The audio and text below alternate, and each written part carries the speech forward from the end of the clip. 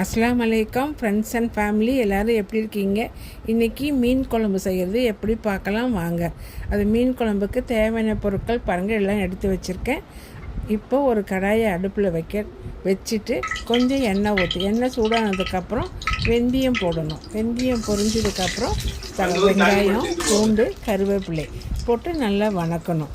வணதுக்கப்புறம் அது கூடயே நான் எடுத்து 2 தக்காளி எடுத்து வச்சுருக்கேன். அந்த தக்காளி போட்டு நல்லா வணக்கணும். தக்காளி உடையிற அளவுக்கு வணக்கணும்.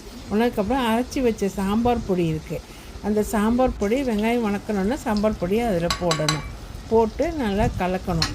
ஒரு நிமிஷம் கலக்கினதுக்கப்புறம் நல்லா அது பொடியெல்லாம் வணக்கினதுக்கப்புறம் நம்ம எடுத்து அரைச்சி வச்சுருக்க தேங்காயில் மிளகு, சீரகம், தேங்காய் மட்டும் அரைச்சிருக்கேன். அந்த அரைச்ச தேங்காயை போட்டுட்டு புளி தண்ணி ஊற்றி நல்லா கொதிக்க வைக்கணும்.